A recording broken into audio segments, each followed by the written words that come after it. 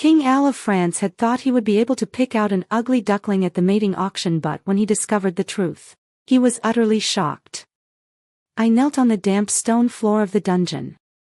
The coldness of the chains creeping up from my ankles into my very bones.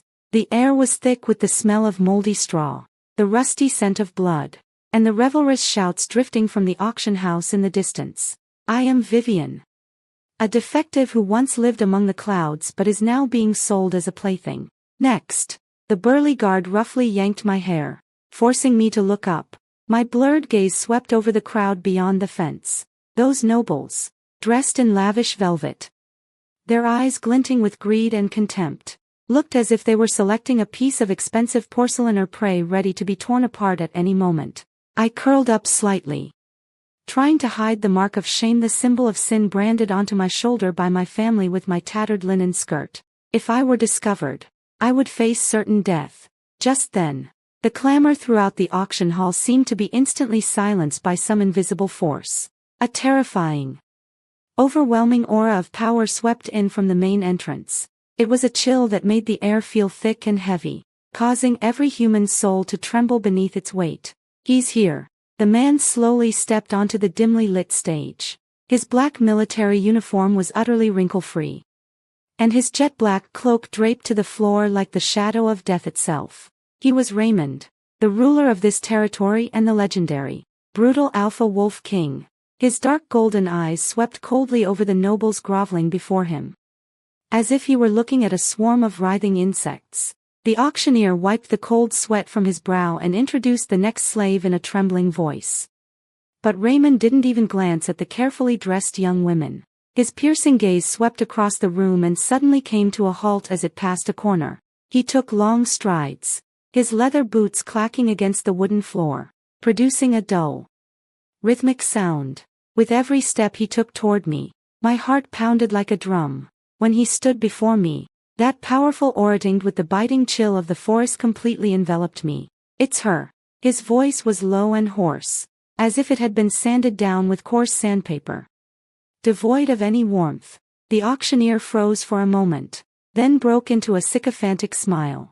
Your Majesty, this is a stunted, substandard specimen. It might even be carrying some kind of plague. It's not worth your... I'm telling you, it's her, Raymond said, showing no patience whatsoever. He reached out with his hand, clad in a black leather glove, and grabbed my jaw. His fingers were ice cold, and his grip was so strong it nearly crushed my jaw. I was forced to meet his dark golden gaze. Under his stare, I felt as though all my facades and all my fears had been laid bare, exposed to his piercing gaze. Look up, he commanded, with the irresistible authority of a ruler. I trembled as I lifted my eyelids. He was looking at me, his brow slightly furrowed, as if slightly surprised by my bedraggled ugly duckling appearance. Yet his attention was somehow held captive by something. He didn't show the disgust I'd expected. Instead, he leaned in a little closer, his nose almost touching the side of my face. In that instant, I caught a whiff of the rich scent of cedar on him, mixed with a more primal, feral scent. Your bloodline, he said in a low voice, his deep, cello-like tone vibrating against my eardrums, doesn't smell like a human. My heart skipped a beat, and my body froze instantly. Had he sensed something? I did my best to maintain an air of humility and fear, averting my gaze from him as I stammered. I am an abandoned girl. I carry nothing but the scent of suffering. He let out an ambiguous, cold snort. The hand clamped around my jaw didn't loosen. Instead, it tightened slightly, forcing me to look up and meet his piercing gaze. His eyes were like a scalpel, trying to peel away the secrets hidden beneath my tattered clothes. An outcast girl, he repeated the words, his tone laced with a chilling mockery. An outcast girl, capable of stirring my instincts. There aren't many of those in this kingdom. He yanked my wrist so hard that the chains scraped against the stone floor, producing a piercing screech. He said coldly to the trembling auctioneer, the contract is in effect. She is mine now. The nobles around them let out a collective gasp. No one had expected that the Wolf King, known for his ruthlessness and for never entering into contracts with humans, would actually purchase such a worthless, abandoned girl. To them, this unusual behavior was even more shocking than if Raymond had killed someone with his own hands. Instead of taking me away from the auction hall, he dragged me straight into the VIP lounge behind him. As the heavy solid wood door slammed shut behind us, he threw me onto the dark red velvet sofa. Listen, human. He undid the button at his collar and looked down at me from above. The oppressive presence of his imposing frame made him seem like the only truth in the room. With his hands braced on either side of the sofa, he trapped me firmly within his shadow. I don't know what secrets you're hiding, but I didn't buy you just to let you rot away in my dungeon. He leaned in, his face handsome yet cold and hard as a sculpture just inches away. I could feel the heat of his breath and the chilling scent of blood on him.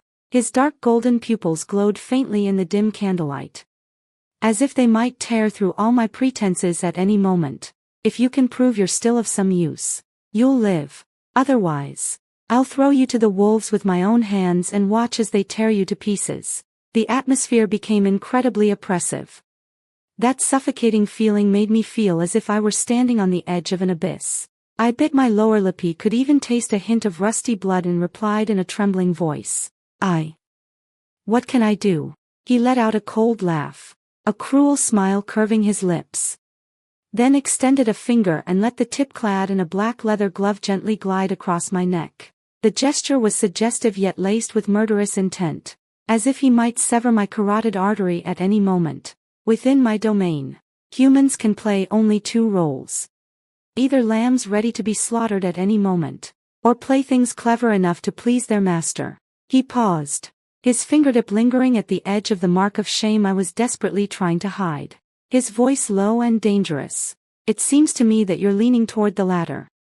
This humiliation filled me with a sense of shame and dread, as if I were being coiled by a venomous snake. I knew full well that once he discovered the secret behind that mark, I would no longer be his plaything, but a monster he would have to eliminate.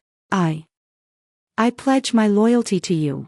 I lowered my head to hide the hatred churning in my eyes, doing my best to keep my tone humble and submissive. Very good. He suddenly straightened up. The oppressive feeling eased slightly, though it hadn't completely dissipated. He turned around and strode toward the door. The moment he opened it, without even glancing back at me, his icy voice exploded through the air. Don't try to run away tonight. There's no place for you in this entire city. If I don't see you kneeling at the door of my bedroom tomorrow morning, you'll know what true despair is.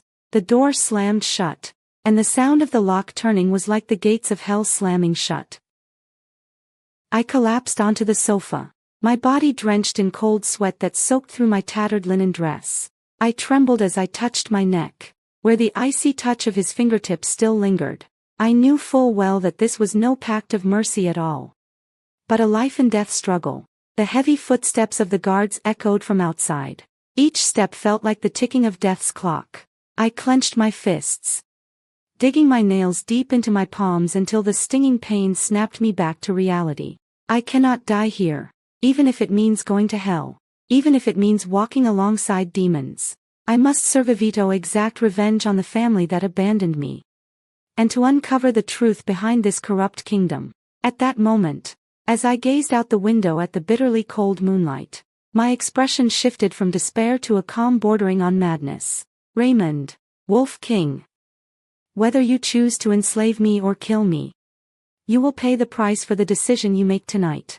The night was as dark as ink, enveloping Wolf Castle in a deathly silence. On either side of the stone corridor, a deep blue flame danced in the fireplace, casting its glow on the wolf head mounted on the wall. Wearing that ill-fitting linen skirt, I stood barefoot on the cold stone floor. Every step felt like walking on a knife's edge, not just because of the cold, but also because of the intense, oppressive aura of the alpha wolf clan that filled the air, causing a burning pain in my lungs. Raymond's bedroom was at the very end of the hall. It was marked by a massive door carved from a single block of ebony, entwined with a pattern of thorns, as if to warn anyone who dared approach.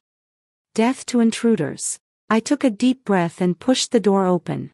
The room's furnishings were extremely minimalist, exuding a cold, austere sense of order. There were no fragrances in the air, only an intensely strong scent that seemed to blend cedar with dry, frozen snow. Raymond was standing in front of the floor-to-ceiling window, with his back to me. He had taken off his military overcoat and was wearing only a dark gray silk shirt.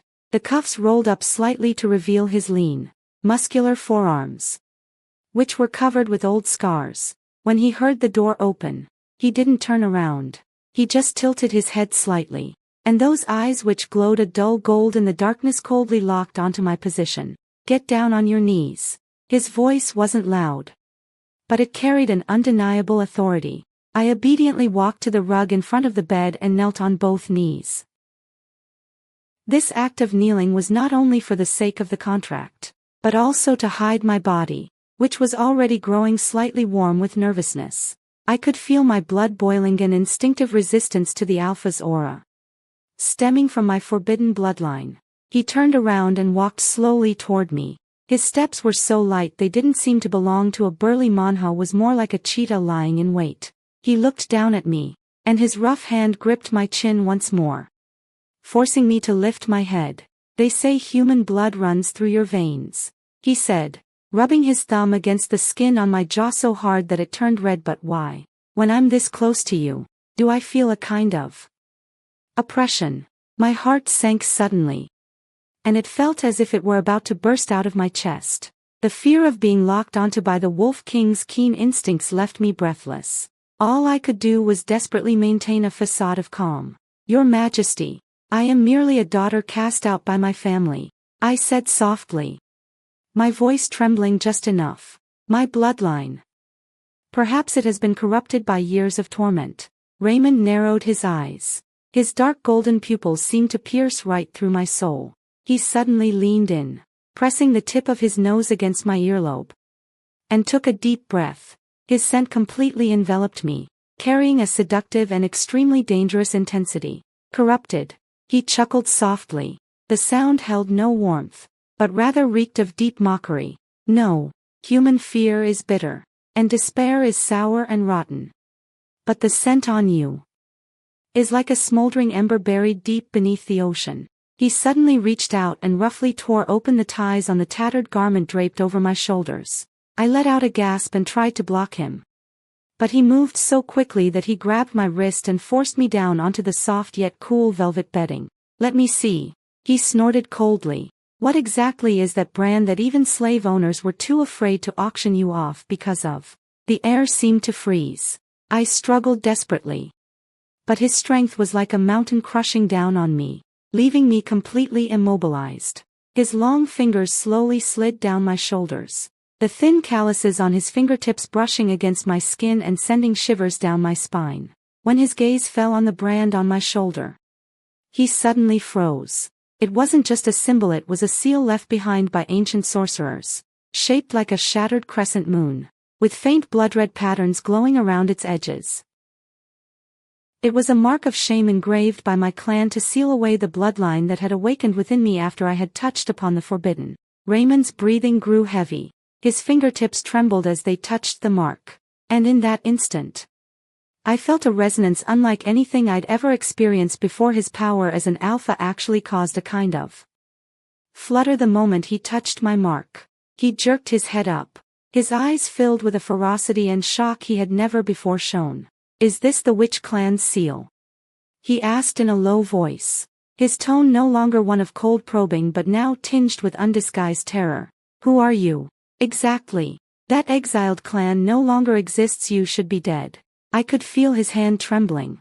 I knew that if he applied even the slightest pressure, he could snap my neck. But I didn't beg for mercy. I just lifted my head and stared at him with eyes filled with utter stillness. "If you kill me, you will never be able to break the century-old curse that has been passed down through your family," I said, staking my last shred of hope on these words, my voice cold and resolute. "Because this is the only key powerful enough to match your strength and suppress that curse."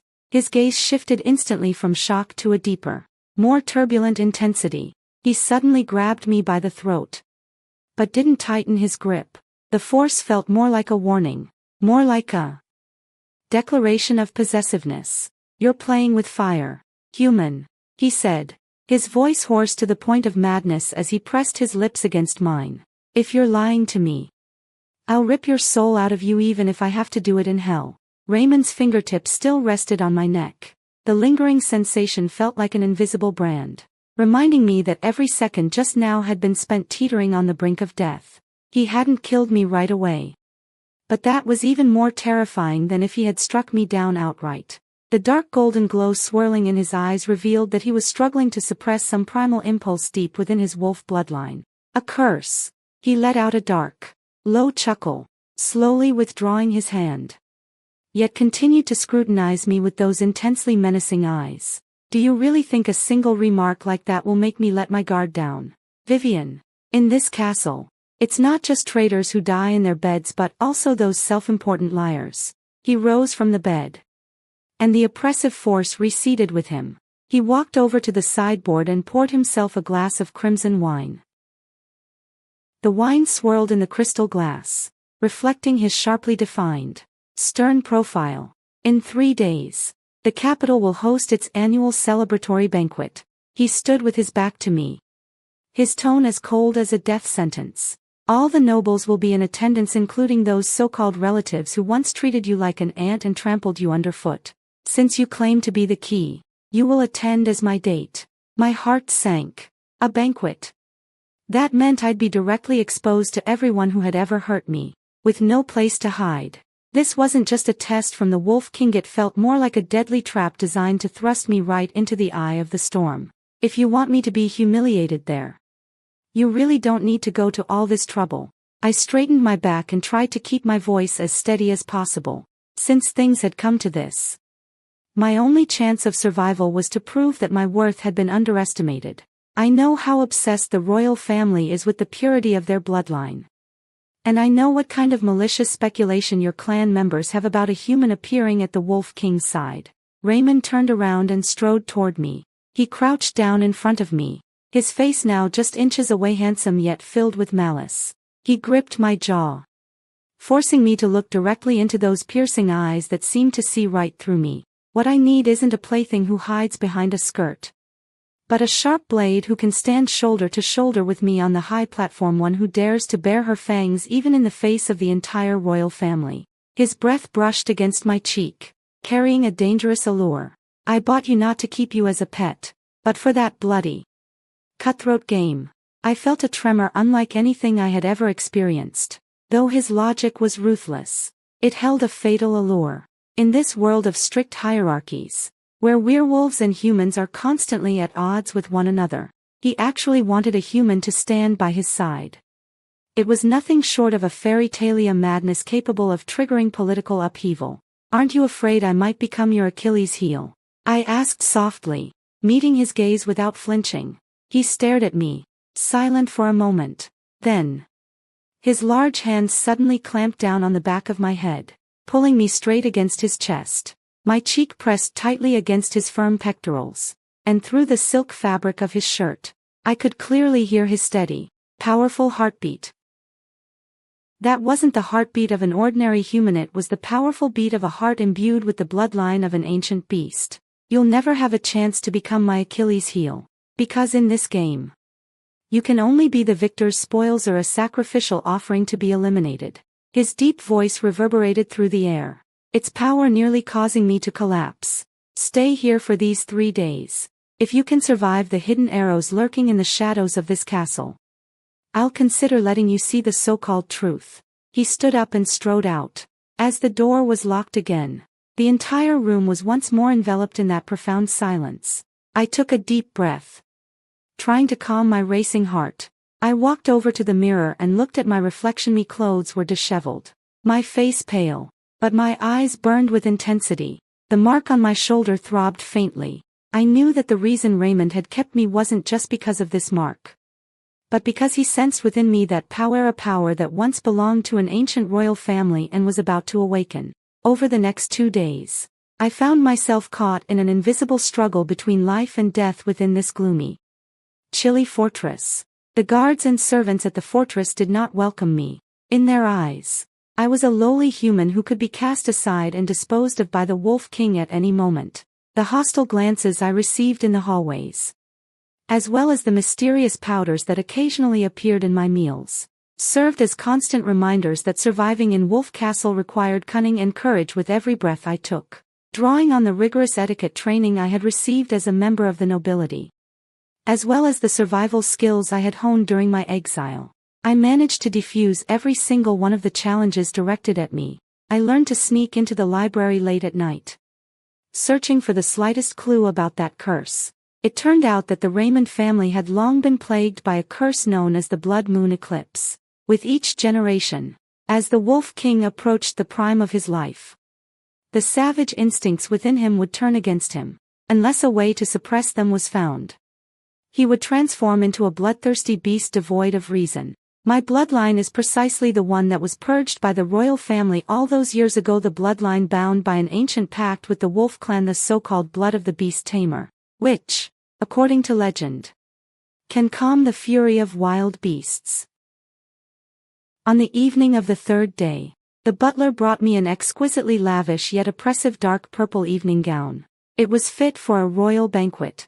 As I looked at the heavy velvet fabric, I knew full well that this banquet was not merely a social event, but rather a purge of power. Raymond appeared at the door right on time. He was dressed in a dark black tuxedo with a gold wolf's head emblem embroidered on the shoulder, and he exuded an aura of authority that chilled me to the bone. He didn't spare me a second glance. He simply held out his arm coldly. "It's time," he said succinctly. I slipped my arm through his. At that moment, I felt his muscles tense. That alpha-like sense of rejection was still strong, but faintly. I could feel his palm growing slightly warm. The corridor leading to the banquet hall felt like a path to the guillotine. The moment I stepped into the banquet hall, brilliantly lit and filled with the hypocritical laughter of the nobility, all the noise vanished in an instant.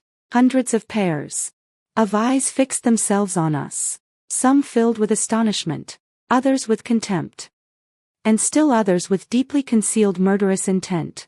Raymond led me down the red carpet with a blank expression. The nobles around us began to whisper. It was the horror of seeing a human dare to walk beside the Wolf King. I lifted my chin slightly and stood up straight, though deep down, I feared these powerful figures. I knew that if I showed even the slightest sign of weakness, I would face utter ruin.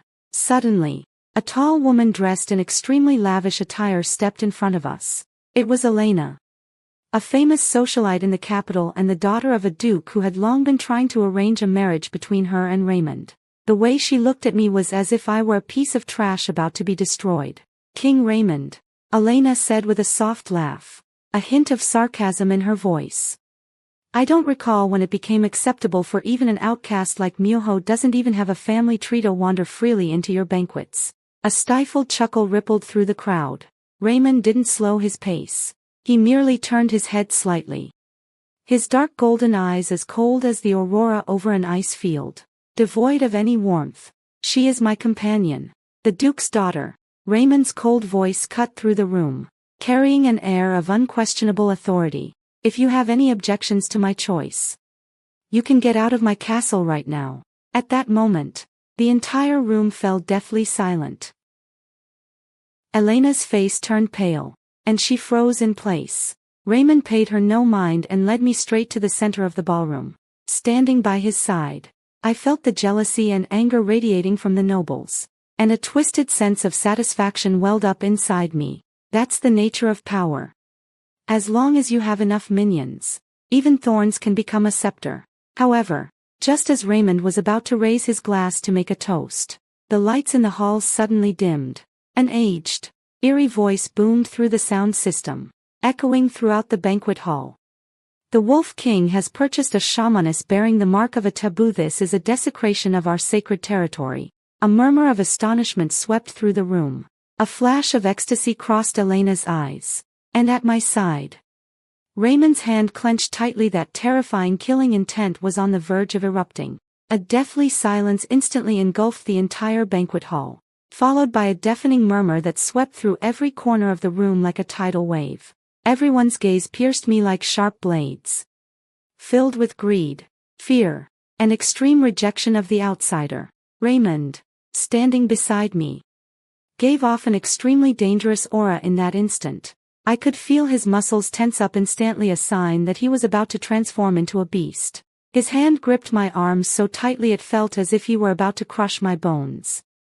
It was a combination of extreme anger and an instinctive protective reaction under extreme pressure.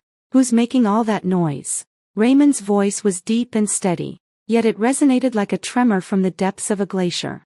He slowly turned around, his dark golden eyes sweeping across the hall. The aura of authority befitting an alpha leader instantly caused the guests around him to bow their heads, not daring to even breathe. From the shadows of the hall, a judge clad in a gray robe slowly stepped forward. He was the chief inquisitor of the Holy See and the only figure in the kingdom who dared to stand on equal footing, at least in name, with the Wolf King. A cold, wry smile played at the corner of his mouth as he tapped the scepter, a symbol of his judicial authority, against the stone floor, producing a crisp, piercing sound. "King Raymond, as the ruler of the Wolf clan, you have openly harbored a sorceress bearing the forbidden mark. This is not only a defiance of the church, but also a move that plunges the entire city's people into utter ruin." The chief judge's voice was as slimy as a venomous snake. "Look, everyone, the aura emanating from her is a curse that does not belong to humanity." With a flick of his finger, a beam of light, sacred yet corrosive, shot straight toward my shoulder.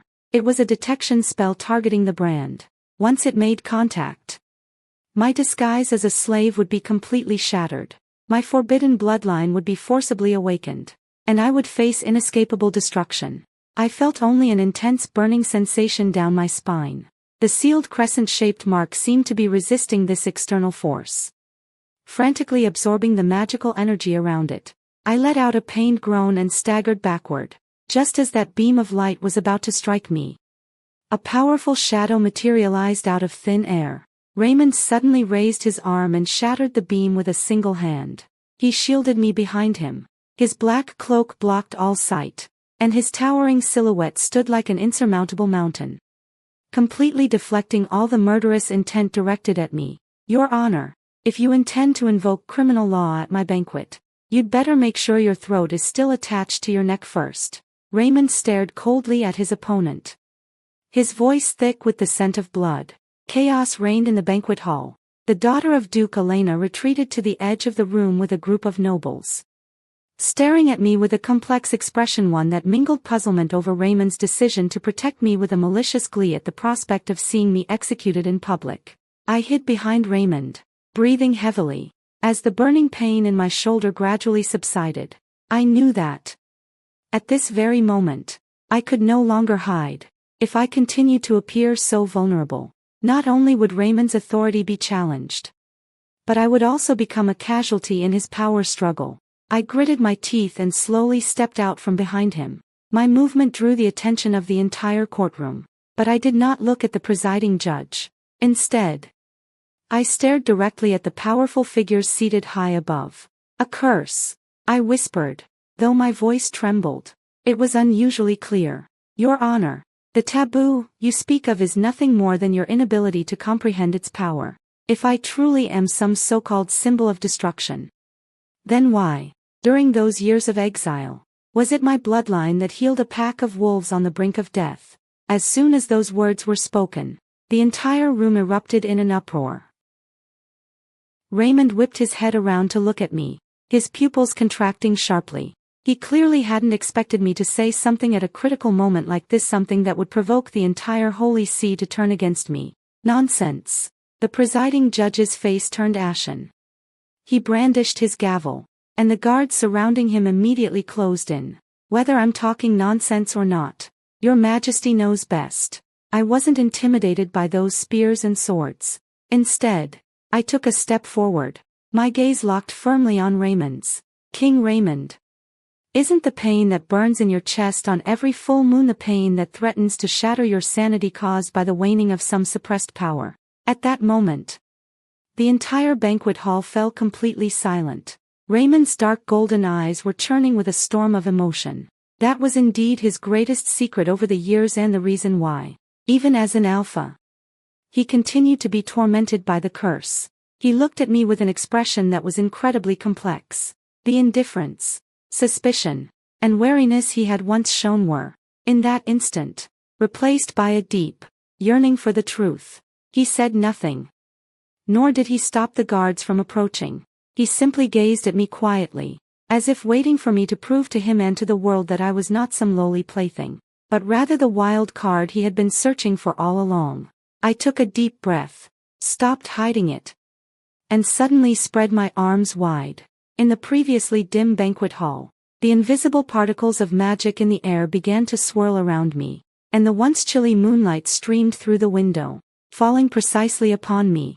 The brand was fully revealed, no longer a mark of humiliation, but a radiant totem imbued with ancient power. The guards around him were knocked back by the powerful blast, and the scepter in the Chief Justice's hand actually cracked upon coming into contact with the force. Raymond watched all this unfold, and his normally cold, stern face suddenly betrayed a hint of surprise, followed by a nearly frenzied, possessive smile. "Is this your secret?" He walked up to me, his voice so low that only I could hear it. "You're not just the key, the only antidote to this chaotic world."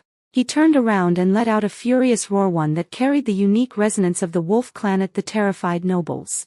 The sound silenced all resistance and echoed through the hall. "Anyone who dares to lay a finger on her again will be making an enemy of me, Raymond." I stood beside him, my heart pounding wildly. In that moment, I finally realized that I was no longer the outcast who could be discarded at any moment, but had become one of the key players in this game. Yet I also knew that this was only the beginning. After tonight, I would step fully out of the shadows and onto the front lines of the abyss, and every step I took would be marked by blood and fire. I looked up and met Raymond's intense, scrutinizing gaze, then said softly, "Your Majesty, now that the contract has been elevated, would you be willing to truly understand the rules of this game?" He didn't respond. He simply wrapped his strong arms tightly around my waist and led me out of that suffocating ballroom. Behind us lay the fear of the nobles and the wrath of the judge. But in that moment, it was as if we stood on the opposite side of the entire world. That forbidden tension made the air thick with the smell of gunpowder. We returned to that gloomy castle. Raymond flung open the study door and shoved me against the wall. That wild, alpha-like sense of intimidation swept over me once again. But this time, his aggression was tinged with a raw sense of curiosity. "What else are you hiding from me, Vivian?" He pressed his lips against mine, his tone laced with a dangerous warning. "That mark isn't just a seal, it's draining your life force. If it truly awakens completely, do you think your fragile human body could withstand such power that transcends your kind?" I gasped for breath as I stared at that cold, hard face, mere millimeters away from mine. And that sense of fate within me reached its peak. Yes, power always comes at a price. I wasn't just proving my worth to him, I was staking the rest of my life on it. "If I can't handle it, what will you do?" I asked softly, my eyes showing no fear.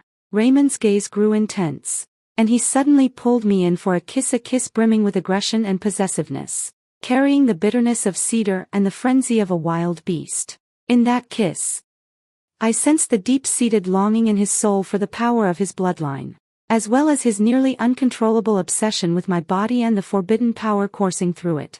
That night, the course of fate was completely rewritten. Under the cold terms of that contract, he and I began a game of our own, one filled with taboos and bloodshed. After that dinner party, the atmosphere in Wolfsburg seemed to be filled with a more viscous, oppressive force. Raymond's attitude toward me underwent a subtle yet dramatic shift. That aloof, patronizing demeanor of a buyer vanished, replaced by a sense of urgency laced with scrutiny and extreme possessiveness. He seemed eager, even to the point of obsession, to pry from me more truths about that power. The candlelight in the study was dim. I stood by the floor-to-ceiling window, gazing out at the wasteland bathed in silvery moonlight. Raymond sat behind the dark red wooden table in the shadows. The ancient scrolls spread out on the table glowed with a musty, yellowish hue in the candlelight. He had been sitting there for 3 full hours without making a sound. That calmness characteristic of an alpha was more unsettling than anger. "Vivian, come here." His voice broke the silence, low and hoarse like sandpaper. I turned around and walked slowly toward him. With every step I took, The scent of cedar mixed with rust in the air grew stronger. He looked up, his dark golden eyes appearing exceptionally deep in the candlelight. Like two bottomless ancient wells ready to swallow me whole. He gestured for me to sit in the leather chair beside him, a seat that had originally belonged to his most trusted aide-de-camp, but which he now assigned to me without hesitation. I sat down, and the hem of my skirt made a soft rustling sound as it brushed against the stone floor. He didn't look at me, but instead pointed with a finger covered in thin calluses to a passage of ancient script on the scroll. "This is an account of the blood moon eclipse," he spoke, his tone betraying an unmistakable weariness and agitation. "According to the records, only those with the blood of the Beastmaster can completely suppress that violent, backfiring force by forming a soul contract with the Alpha on the night of the lunar eclipse. But there's a page that's been torn out of the ancient text, the one that describes the price." My gaze swept over those intricate characters, and a shiver ran through me. Of course I knew what the price would bite wasn't just the seal, but the burning of my mortal flesh as it resonated with the ancient bloodline. "Are you worried I'll die during that ceremony?" I asked softly, looking him straight in the eye. Raymond slammed the scroll shut with a loud thud, then sprang to his feet and strode toward me in a few quick steps, his towering figure instantly looming over me. He braced his hands on either side of the armrests, trapping me within this small space. The overwhelming sense of pressure made my heart pound like thunder. "I've never cared whether a slave lives or dies." He stared at me, his voice growing hoarse, his dark golden eyes flickering with a complex mix of emotions: anger, desire, and even a hint of fear that he himself hadn't even noticed. "But I do care whether this power can truly be put to use for me. If you were to be drained before that ritual, it would be a tremendous loss to me." He leaned in again, his nose almost touching the side of my face. That wild, pheromonelidon scent so characteristic of the Alpha Wolf clan completely engulfed me. His fingertips glided down the contours of my face, pausing at my throat, where he gently and slowly caressed me. This suggestive gesture felt particularly chilling in the oppressive atmosphere. "The power you displayed in the hall that day was far purer than I had anticipated," he whispered. "But that power is consuming your body. I can see it. Your fingertips always grow slightly cold after dark, and your breathing becomes erratic on nights when the moon is full. You've been hiding this from me, trying to counteract this consumption in your own way, haven't you?" I caught my breath. I hadn't expected him to be so observant. "This has nothing to do with you, Your Majesty." I tried to stay calm, but the moment his fingertips brushed against the pulse at the side of my neck, I couldn't help but shiver. How could it not matter? He chuckled softly, his laughter carrying a chilling, demonic charm.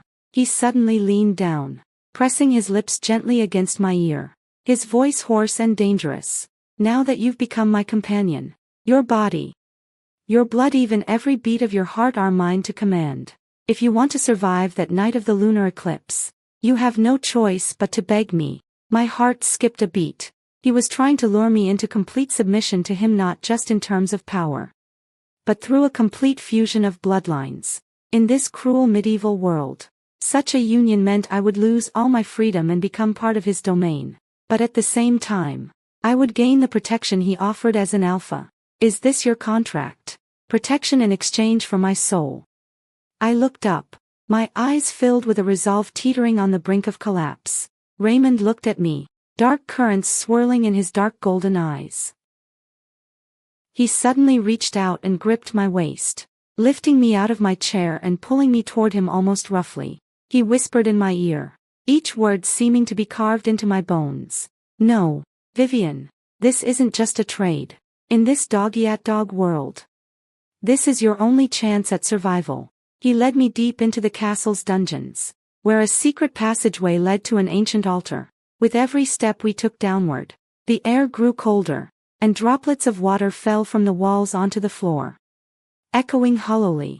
I didn't know why he had chosen to bring me here tonight, but as he guided me, I felt that resonance within my blood growing stronger and stronger. Even the crescent-shaped mark on my shoulder began to throb faintly.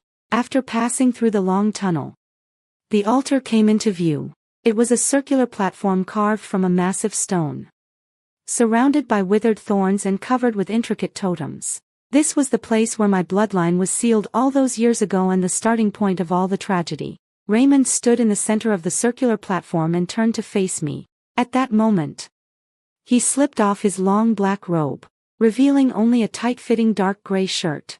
His muscular chest rose and fell as if he were enduring some immense pain. He held out his hand and said to me, "Come here, take my hand." I walked slowly toward him, feeling the heavy, oppressive aura in the air with every step, when I tremblingly reached out and took his broad, cold, scarred hand. An electric current instantly shot through my entire body. That power familiar yet strange. As if it came from the depths of hell, rushed wildly into my body. His face contorted in agony, and the savage instincts of the wolf clan finally spiraled completely out of control. He looked at me, his eyes turning almost crimson.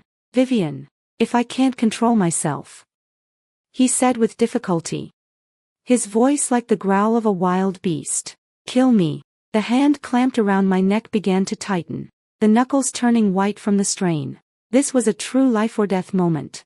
His sanity was being torn apart by madness, and I was the only anchor in the eye of the storm that could bring him back to his senses. But I didn't flinch. I closed my eyes and channeled the forbidden bloodline surging wildly through my body, forcing it to merge with his frenzied wolf spirit. In that moment, we seemed to become one. His pain was my pain, and his rage was my rage. "I won't kill you," I whispered in his arms, my voice echoing off the empty stone walls of the altar. "Because from now on, everything about you will be under my control." At the very moment the soul contract was sealed, a crimson beam of light shot skyward, and the entire wolf castle trembled violently under the weight of its overwhelming presence. At the center of the swirling light and shadow, Raymond's crimson eyes gradually settled, eventually returning to their haughty dark gold. He clung to me tightly, as if to confirm that I was still alive. The force of his grip bordered on a kind of desperate determination, but he didn't let go of me. Instead, he buried his head deep in the crook of my neck. The way he greedily drew in my scent revealed just how lost in passion he was at that moment. "You did it," he murmured hoarsely, his voice strangely tinged with an unprecedented, fragile warmth. "You damn traitor. I know that. From this moment on, the so-called contract has become an inescapable fate." The day after the lunar eclipse ritual, Wolf Castle was shrouded in an eerie silence. Raymond did not immediately throw himself into his official duties as he usually did. He seemed to be processing the shock of the soul contract, and his entire demeanor appeared even more inscrutable. I remained under house arrest within this cold, austere fortress, but the invisible bond connecting us allowed me to clearly sense his current state of complex frenzy mingling with tremors and possessiveness. The door swung open, and Raymond walked in. Today he was wearing a black robe with a dark gold thorn pattern embroidered on the Kalara mark reserved for the royal house of the Forbidden. He stopped in front of me. The cold intensity that had been in his eyes was gone, replaced by an inscrutable, somber gaze. "Last night's ceremony has completely transformed your aura," he said slowly, his gaze fixed on every inch of my skin like that of a predator. "The scouts stationed around the perimeter of the fortress have already begun to sense this overwhelming change. That old fox, the Chief Justice, won't let this go." I looked at him, and a chill ran through me. Although the ritual had suppressed his fury, it had also made me the target of everyone's ire. Those who coveted the throne would never allow a monster to form a pact with the Wolf King. "When you took me to the altar, you should have anticipated this outcome." I looked him straight in the eye, my tone so calm it was unsettling. "Raymond, this isn't just a crisis for might's a test of your kingship. What do those people really want? Do they want to kill me, or do they want to use me to bring you down completely?" Raymond was silent for a moment, then let out a low, cold chuckle. He suddenly reached out and pinned me against the wall. That familiar, predatory sense of oppression washed over me once more. His scorching palm pressed against my neck with a gentleness that was almost eerie. And when his fingertips brushed against the crescent-shaped mark, I felt a shiver run through me like an electric current. "They want to bring me down." His breath brushed against my ear, his tone laced with extreme arrogance and confidence. As long as I remain the alpha of this territory, my will is the only law in this world. As for you, Vivian, you're not just my contract partner, no, you're the very source of my power. In this cruel world, do you really think I'd let anyone lay a finger on my source? He pressed his lips against mine, his tone dangerously menacing.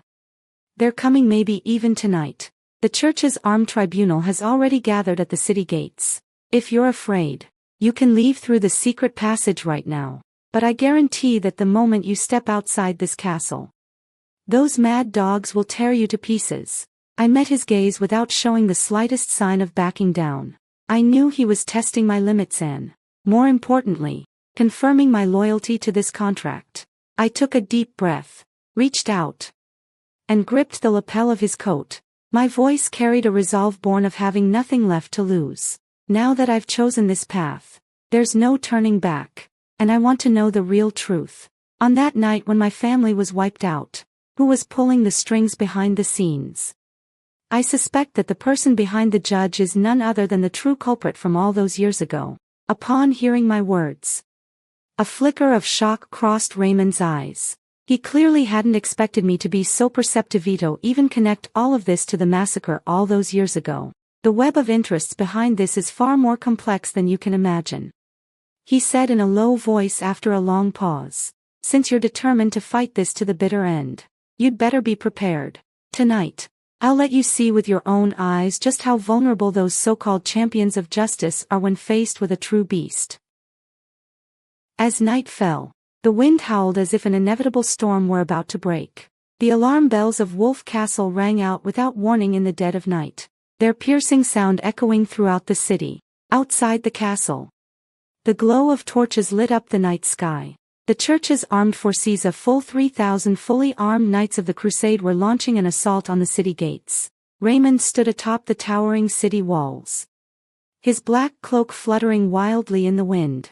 He stood there like a monarch of darkness, gazing coldly down at the invaders below, who looked like ants. I stood beside him, my hands clenched tightly around the cold stone railing. It was a scene I had never imagined, a clash of power and a festival of blood. The presiding judge's voice rang out once more through the sound amplification array, tinged with an almost fanatical fervor. You vile Wolf King! You have betrayed the sacred covenant. Hand over that sinner bearing the mark, or today will be the day Wolf Castle falls. Raymond turned and glanced at me. In the glow of the flames, his profile looked cold and perfect, and a bloodthirsty excitement flickered in his dark golden eyes. He turned his head and let out a loud, alpha wolf-like roar directed at the knights below.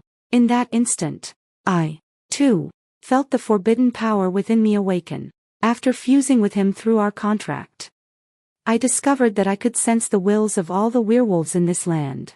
I raised my hand, and the crescent-shaped mark on my palm glowed with a dazzling red light.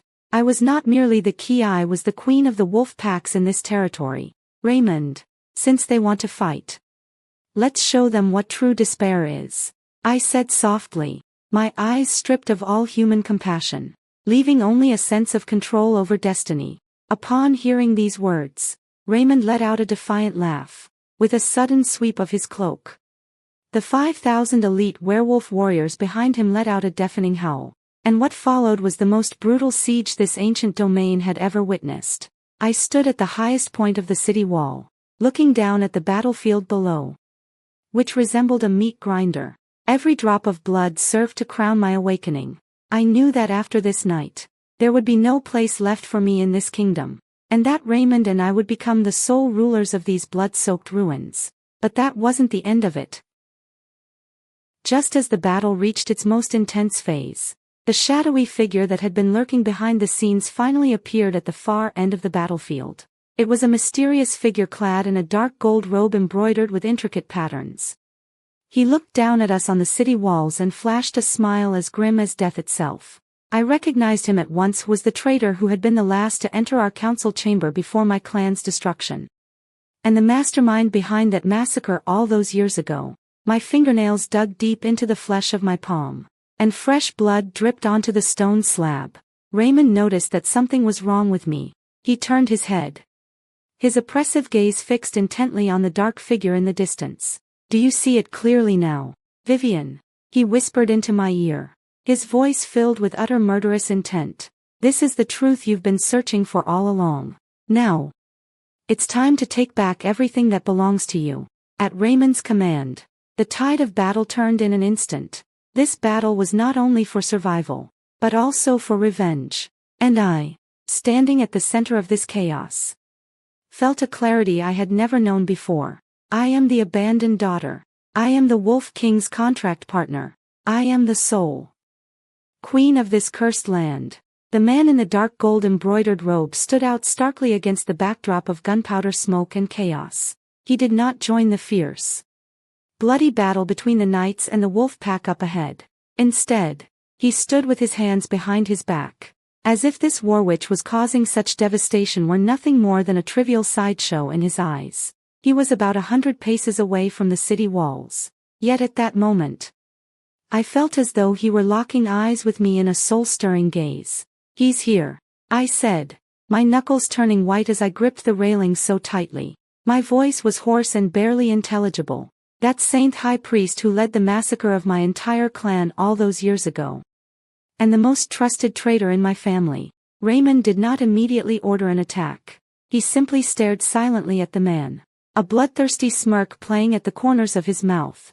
That posture was not one of fear, but rather that of a cheetah poised to pounce, sizing up its opponent.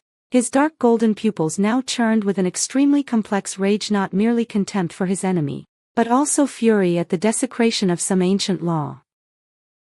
"So it was him," Raymond said in a voice as deep as a rumbling thunderclap.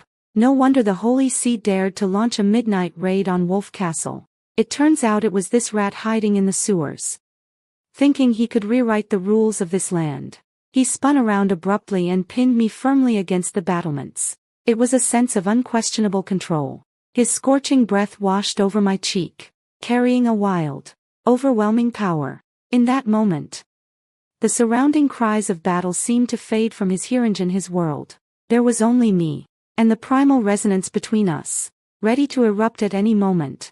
"Vivian, do you want to kill him with your own hands?" He pressed his lips against mine, his tone carrying an almost perverse allure. "I can give you that chance. But in exchange, you must surrender every last bit of the power remaining in your bloodline to me without reservation." I looked at him, my heart trembling.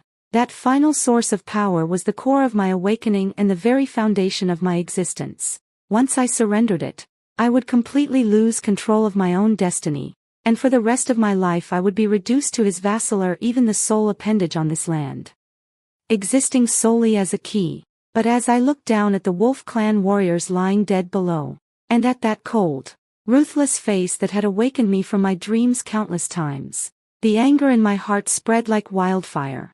"If you can help me cut off his head, my life and even every drop of forbidden blood in my veins will be yours," I said through gritted teeth, my eyes betraying a mix of innate aristocratic dignity and madness. Raymond let out a low, maniacal laugh. He reached out and gripped the back of my head, forcing me to tilt my chin up. Amid the shower of sparks and the agonized screams of battle, he pressed his lips down on mine with fierce intensity. That kiss was filled with the metallic, bloody scent of rust and a sense of possession. It felt like some ancient ritual. As our lips and teeth intertwined, I sensed that the power sealed within me for 10 years was being forcibly stripped away and fused by some external force. As my strength ebbed, I felt a wave of weakness wash over me. But this weakness was followed by a clarity I had never experienced before. I could see the trajectory of the man in the dark gold-embroidered robe's movements, and I discerned the fatal weakness hidden beneath his robe, one built upon dark magic. "Go on." Raymond shoved me aside, a deeply complex gleam flashing in his eyes. That possessive look made him appear almost ferocious. "Kill him. Reclaim your dignity, and reclaim your rightful place as the ruler of this land." I leaped from the city wall. In that moment, I felt as though I had become a shooting star. My heavy ceremonial robe tore apart in the howling wind, revealing the form-fitting leather armor beneath. I glided across the battlefield like a ghost. The knights, who had been brimming with murderous intent, instinctively stepped back when they sensed the ancient power erupting from within me. Some even fell to their knees in the mud. Trembling, Sane spotted me, and in that instant, his previously composed expression shattered completely. He let out a piercing shriek and swung the dark gold scepter in his hand, unleashing a series of black shadows sharp enough to cut through iron like butter. But I was no longer that outcast girl who could only cower in a corner. Trembling with fear, the power that had fused completely with Raymond not only allowed me to anticipate his movements, but also enabled me to directly manipulate the air around him. You should have died 10 years ago during that bitterly cold, deep winter, Sane screamed. His staff pointed straight at my chest. This is impossible. The seal on your bloodline was placed by the most powerful witch ancestor himself. How could you possibly have broken through it? I deftly dodged his deadly blow and grabbed his wrist with my other hand. The crescent-shaped mark in the palm of my hand was as hot as lava, and I could feel the power of dark magic within him being frantically devoured by my bloodline. His muscles began to wither, and black sores appeared on his skin. It was a crushing defeat at the level of bloodline, because this world has never needed despicable traitors like you.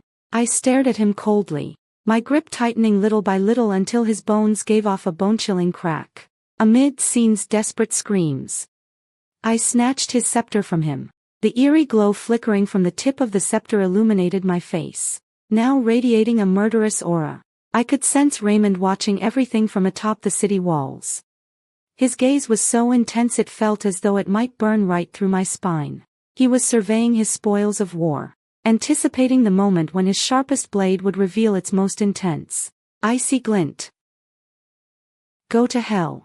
I snorted coldly as the staff in my hand sliced through the air and pierced right through his throat. As I watched Shaun collapse in a pool of blood, the sense of oppression that had weighed on me for a decade crumbled in an instant. I slumped down in the middle of the battlefield, my body soaked through with rain and blood. Yet I felt a sense of freedom I had never known before. But when I turned to look back at the city walls, the man had already vanished into the shadows. A faint, fresh scent of cedar lingered in the air, a remnant of his presence. I knew that all of this was merely the prelude to a power struggle. Killing one Sane would only draw out more conspirators lurking in the shadows. And as for me, from this day forward, there would be no turning back. I slowly rose to my feet in the center of the battlefield, my body stained with the enemy's blood. Yet my gaze grew ever colder. I picked up the scepter, a symbol of both power and a curse, and, under the terrified stares of the knights, walked with elegant strides toward the city walls. The sounds of battle beneath the city walls had gradually grown faint. As I stood up beside Sane's corpse, the gloom that had haunted me for 10 years seemed to seep into the soil along with his blood, vanishing completely. I clutched the scepter stained with the priest's blood. The crystal at its tip shimmered with an eerie purple glow. It was not only a symbol of power but also the key to unlocking the secret chamber beneath the throne. The remaining knights of the church standing around me looked at me as if I were a demon god reborn from the flames. The fervor and their eyes had long since been replaced by fear that ran deep to their very bones. Under my gaze, the knights one by one dropped their weapons and fell to their knees. On this night when their faith had crumbled, they needed to find a new leader, even if that leader was a witch they had once so vehemently denounced. I paid no heed to these fickle knights and instead fixed my gaze on the highest point of the city wall. Raymond stood there, his black robes fluttering in the cold wind, like a dark king reigning over the world. The look in his eyes as he gazed at me was no longer merely one of scrutiny, but a fiery intensity mingled with possession, awe, and deep infatuation. I walked back to Wolf Castle with heavy steps. As I pushed open the study door, Raymond was standing in front of the fireplace, holding a glass of red wine. His dark golden eyes glowed with a wild intensity in the light of the flames. "You did well, Vivian," he said, his voice hoarse yet magnetic. As he walked toward me step by step, he reached out and gently wiped away a streak of blood from my cheek, a gesture that, surprisingly, carried a tenderness I had never seen in him before. I looked at him, and in that instant, a sense of fate washed over me. We had once been buyer and seller, hunter and prey, but after tonight, we had become the joint rulers of these ruins. "Is this the truth?" I asked. my eyes reflecting a weariness that seemed to see right through everything. Kill a scene to secure this city's submission, and then continue to maintain this rotten balance.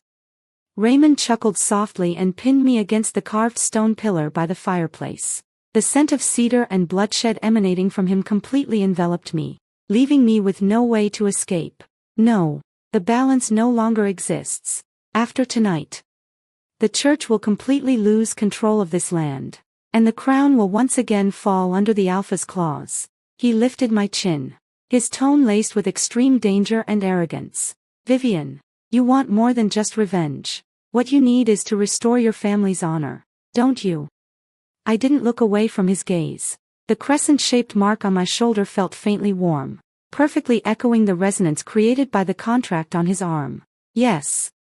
I wasn't just going to survive, I was going to reclaim everything that once belonged to me. I looked at Raymond and felt that unbreakable bond emanating from the depths of the contract. Well then, my king, I said softly, my voice carrying a regal dignity, if we are already symbiotic beings, then let us now bring this game to a definitive end. He looked at me, a flicker of frenzied possessiveness flashing in his dark golden eyes. He leaned down and pressed a predatory kiss to my lips.